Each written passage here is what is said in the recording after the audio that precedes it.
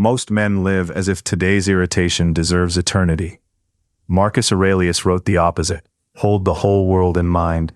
Watch each thing rush from birth to ruin. The insult, the pleasure, the body, the name, all of it passes quickly. Under that view, panic shrinks, and conduct matters more than possession. He did not write this from a quiet hillside after a pleasant supper.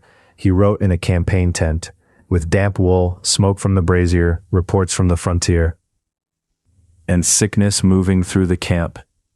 The emperor of Rome kept reminding himself that Caesar and mule driver were traveling toward the same erasure. Epictetus taught the same discipline from a harder beginning. A lame former slave seated on a plain stool, he told his students to separate what belongs to prohairesis from what never did. Body, reputation, office, inheritance, lifespan, borrowed things. Choice remains yours for a while. Use that narrow ground with precision. Marcus says to comprehend the whole world together in the mind and to picture the course of the present age. Then fix thought on the sudden change of each particular thing. A child becomes a man becomes ash, a city becomes a ruin, and memory itself thins into silence. He pushes further. How short the span from generation to dissolution, how immense the time before any one life appeared, and how immense the time after it is gone. The wax tablet is warm under the hand for an hour. Then the letters are scraped clean. The universe does not pause. Then comes the hardest line. Everything you see will soon have perished, and those who witness that corruption will vanish as well. Seneca closes many letters with the same severity. Death does not merely remove your possessions. It removes the spectator who called them his. The whole claim dissolves. The common error is simple. A man treats the passing scene as permanent and then wonders why he is disturbed. He clings to a title, a face in the mirror, a season of income, a place at the table. When change arrives, he calls it injustice. Marcus called it the oldest law. Another mistake follows. People think length of years will settle the account. They postpone seriousness. Later, when the house is larger. Later, when the children are grown.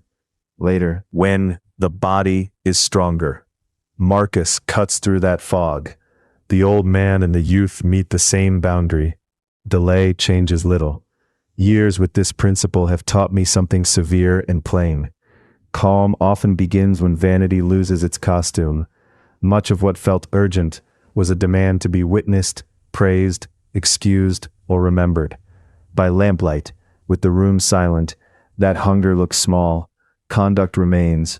The audience goes out like smoke. Bring this to an ordinary failure. A meeting sours. You speak poorly. Someone colder, smoother, less honest, leaves with the advantage. By evening, the chest tightens again as you replay each sentence. Set the scene against the long course Marcus describes. In a short while, the room is empty, the company changed, the names forgotten. Take betrayal. A friend lies, and the mind keeps returning to the moment the mask slipped. Epictetus would not call the wound trivial. He would ask whose act it was. His deceit belonged to his character. Your response belongs to yours. Even this fracture, painful as it is, enters the stream of perishing things. Consider the slower losses. An aging parent misplaces a word, then a year, then your name for a moment that freezes the blood. Here the doctrine is hardest because love is present. The Stoic does not look away. Seneca writes of rehearsing loss so that when it arrives, the soul is struck but not shattered. For practice, begin at night with one page on a wax tablet or in a notebook. Name 3 things that troubled you today. Then mark what was yours and what was borrowed. Your judgment, yours. Another person's opinion, borrowed. This is the dichotomy of control made visible by hand. Second, each morning hold one object and study its wear. A shoe sole, a wooden chair arm, a cracked cup, the gray at your temple in the bronze mirror. Spend 60 seconds on it. No poetry. See change doing its work. This trains the eye to meet impermanence before the larger blows arrive. Third, once this week, practice voluntary reduction. Eat the plainer meal. Sit in the colder room beside the dying brazier. Walk without seeking diversion. Seneca used such exercises to loosen fear of loss. When comfort stops ruling the imagination, time itself appears differently. Less bargaining, more readiness. The sharpest test comes with public humiliation. A project fails in full view. Others discuss your error while you are still within earshot. The face burns, sleep grows thin. Marcus offers no anesthetic here. He asks for proportion. Soon the witnesses are gone, then their children, then the building, then the record itself. Grief is harder still. When death enters your house, philosophy can sound like dry wood. So keep it plain. Cry if tears come. Wash the body. Fold the garment. Sit through the long hour after visitors leave. Epictetus never asked a man to feel nothing.